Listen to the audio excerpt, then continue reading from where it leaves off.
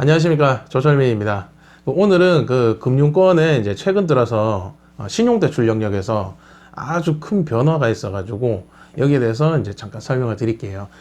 우선은 그 DSR 관련된 거 하나랑 그다음에 대부업체 관련해서 이렇게 두 가지 설명을 드리겠습니다.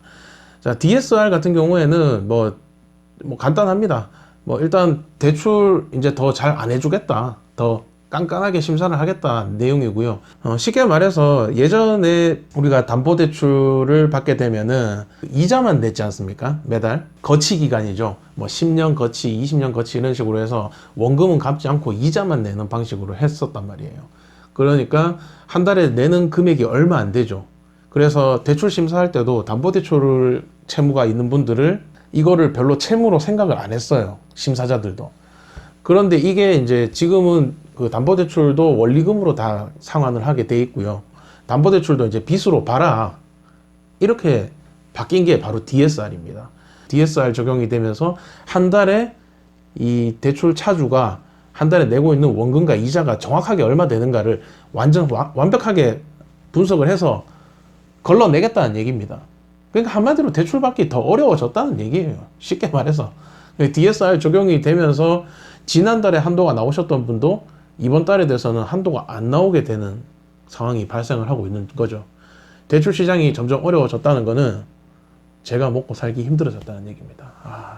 자, 우선 DSR 부분은 그렇고요. 그리고 더 문제가 된 거는, 자, 대부업체, 흔히 말해서 사나머니, 러시앤캐시, 리드코프, 바로바로 이런 데를 대부업체라고 칭합니다. 그런 업체에서 이제 대출을 받았으면 과거 같은 경우에는 대출을 받더라도 1금융권이나 2금융권에서 신용조회를 했을 때 내가 대부업체를 사용하고 있더라도 얼마를 쓰고 있는가, 사용을 하고 있는가에 대한 정보를 은행권이나 캐피탈 이런 데서 확인을 못 했었어요. 할 수가 없는 거예요. 전산에서 확인이 안 되니까. 그래서 심사할 때 이제 고객들한테 유도신문처럼 이렇게 해서 심사자들이 캐내곤 했었는데, 이게 이제 완전 바뀌었습니다. 지금부터는 은행, 캐피탈, 저축은행 등 다 모든 금융권에서 대부업체 정보를 공유를 하게 됐습니다. 예전 같은 경우에는 신용 등급이 어느 정도 살아있고 소득 활동을 하고 있는 분들이면 대부업체를 쓰고 있더라도 기본 조건이 받쳐주면은 대부업체 쓰는 거를 감추고 캐피탈이나 은행권으로 갈아탔단 말이죠. 넘어올 수가 있었지만 이게 전금융사로 같이 공유가 되기 시작하면서 대부업체 채무를 갖고 있는 분들은 이제 넘어오기가 상당히 어려워졌습니다. 물론 이거를 공유하면서부터 심사 기준을 약간 완화해줬다, 대부 몇 건 쓰고 있더라도 봐준다라고 얘기는 하지만 실제 이 상태에서 심사 집어넣으면은 거의 다 커트 당합니다.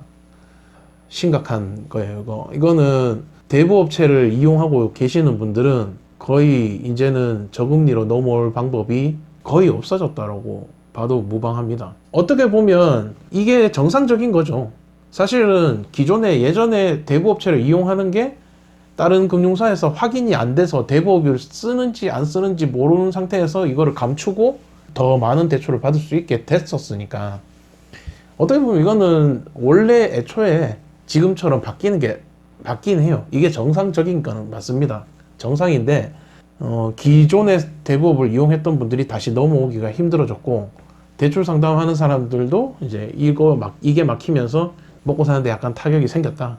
앞으로는 이것 때문에 대부업체를 이용하실 때 상당히 한번 고민을 하시고 대부업체를 이용하시는 게 나을 겁니다.